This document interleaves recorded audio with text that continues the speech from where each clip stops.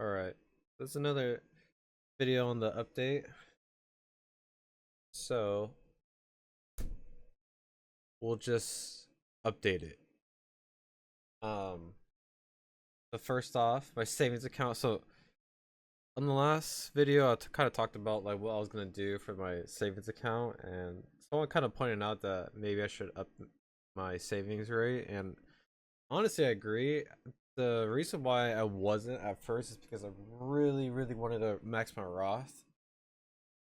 Yeah, I started with 2,500 and then now it's at 8,000 already. So like I invested majority of my money into IRA. But now I can focus on my savings, and kind of my goal with my savings account is try to get around like $15,000 by the end of the year. I would get it 100%, but that's just my goal right now.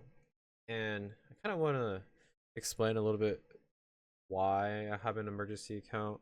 So I'm going to have two separate high yield saving accounts later on, but this one is specifically for emergencies. Like this is nothing but emergency. So I will probably never touch this once I'm done with my like getting around 15,000. My expenses are very low, so 15,000 for me would last me like 6 months, like fully. Probably even more than that, to be honest with you. But if I was living on my own, 15,000 would be a really good amount. So I'll probably have another high yield savings account for like a down payment on a house, but right now it's just my emergencies. So I really should change the title. I'll change the title of this one later on. But I put $1,000 into this account this month. So let me update the exact number. 5,436.99. So I will show a picture, but on the bottom it says to transfer $1,000, but it didn't update on the app, so it's actually 5,400. All right, so my 401k, I do put a little bit more. I kind of explained this in other videos, but I'll keep saying it. So I do put a little bit more into my 401k just because of like saving taxes and stuff. So put like around like 10% of my paycheck into it. So right now it's 445436. So that's like a $350 income. Pretty good. A Roth, so stocks, everything has been going up since the crash that happened last month. So we're actually up quite a bit. So today, these screenshots are from today. I kind of every time I make a video, I do the day of. This one, the Roth, I already maxed it out, so this is all gains from the last video. 824 8.13. So my Roth, I have oh my god, I might actually hit 30,000. So on my Roth, I have VOO, VTI, and I have dividend swap. Those are the only three things I have. VOO and VTI are like I think 40% on each one, and then dividend Schwab is only 20%. So majority is just the S&P. And then I just deposited 750 in this account. But also the stocks are doing pretty good right now. I haven't checked which stocks is doing good. Probably the S&P. All right, so this account 10,000, we hit the five figures on this. 10,200. So we're already past 1,000. Yo, holy fuck. Yeah, so stocks have been doing really good since the crash in March. March was like down so bad, but April came around. I gained like pretty much like $2,000 off of like the crash because I kept investing into the when it crashed. I say crash, but it was just down 10% that month because of the war and what's going on in the world. Acorns, Acorns, 1,600. 18, 16, 18.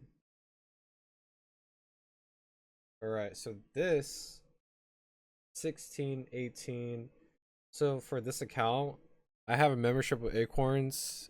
I was talking to someone in the comments the last video, and they kind of told me that I should move my funds into a high yield savings account, and that's exactly what I'm going to be doing.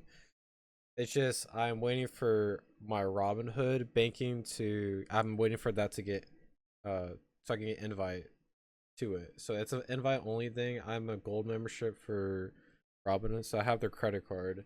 I was on their wait list for like a year, but until when I get the savings account on Robinhood, that's when I'll transfer all my money from Acorns into that account. So all this up here is from Acorns. So all my money is in Acorns. And then my Acorns brokerage money, I'm just gonna transfer it over to Robinhood. That's it.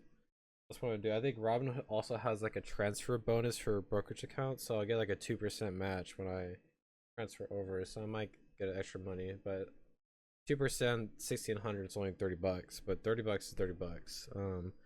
Right now I'm paying like $6 a month for Acorns, so just saving that. I mean, that's like $70 a year, pretty much. So it was a good point that someone pointed out in the comments. I can't remember your name, but I'm probably gonna go after this. After I'm done making this, I'll probably just go back and see who it was. But thanks for pointing that out. I'm going to do that. It's just I'm waiting for the invite. I literally just put it out. I sent a request yesterday for that, so hopefully I could get in there soon. If it's not in the next month or so, I'll probably just open another high yield savings account. So my crypto really hasn't changed that much. I have the cash, and then I have the crypto cash, and then I have the Bitcoin. So Bitcoin I have like 340 around there, and then cash only have like 65 or something. But in total from the two accounts is 40922. Damn, dude. So that's about a 5,500 difference between those months. Just pretty fucking good. So comparing to these ones, so 30,000, 16. So from the last paycheck and this paycheck, it's $2,650 difference. So that's pretty good. I'm very happy with that. So just going off my crypto too, I'm going to keep my crypto around this amount. So I'm kind of putting myself at a 2% of my net worth for crypto. I don't want to go over, like right now my net worth is 30,000, right? I don't want to go over $600. I think that's too. I think that's good enough. Like anything more than that, I feel like it's too much. But 2% for me, I feel comfortable. I might change it later, but right now I don't really want to change it. I think 2% is good, even though it's not a 2% right now. But eventually I'm gonna get there, probably like next month or something. So I started this. When was this? So I can pull my other net worth. Kidding. Damn. So in October I only had 4,000. Oh no, I was at 3,000 because I had 1,000 in credit card. That was because I bought the ticket for Japan. It was 1,000, and then after taxes and stuff, like 1,200. But man, I was at 3,000 in October, and now we're in April. So these are the average paychecks I get, if you guys are wondering. From the first video I posted, like how the camera's covering it, but these are my average paychecks after taxes. So you can see why I am saving so much. So backstory, again, because I explained in my first video, but there's probably more people watching my videos. I have 2 full-time jobs. Okay, well, now I'm not full-time in my EMT job. I actually dropped a few hours, so I dropped 8 hours a week ish. It's 6 hours because I go to like meetings, so I can get those hours back, but around 32 34 hours a week. and then the IHSS is full time. So that's the reason why I'm able to save this much. Um, I live with my parents. I don't really have any expenses. They help out with food, and I really don't have to pay anything. I'm kind of just living here, you know. So I don't have any expenses besides just my own thing, like gas and going out. Like those are like small expenses. Like I only spend like probably $1,000 a month on myself, and that's it when I'm going out. So I'm very happy for where I'm at right now as far as the net worth thing. I'm very excited to see where I'm gonna be at in like what 8 months. I mean, right now it's May, but like I'm at 30,000 now. If I'm like investing 4,000 a month, right? 4,000, 8,000, 28, 32. I'll probably be around at like 60,000 ish by the end of the year because I'm investing 4,000 a month, which I'm very happy about. I'll probably hit 100 figures. I wish 100,000 sometime next summer, maybe.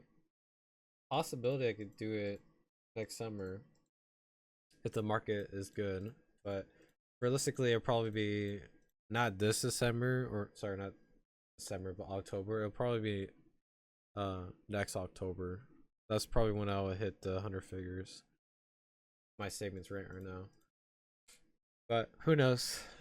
I will be investing a little bit more into risky positions of my individual. I'll probably be investing in like individual stocks. And then a little bit less on the VO and VTI. I feel like I've invested a lot into that, and I kind of looked over. I feel like I need a little bit more stocks. I think I can take the risk right now because I don't have that much to lose. Like if it does bad, it does bad, but I still have a lot of other assets. So I'm going to take a little bit more risk. I'll probably put maybe $300 a week into stocks. That's probably a good amount. $300, $400. So I'm glad that I hit the 30,000. Honestly, I did not expect to hit the 30,000, but I did. I thought I was gonna hit like 29,500, but I honestly didn't realize how much the market's been pumping up right now. But that's it. That's all I got for the video.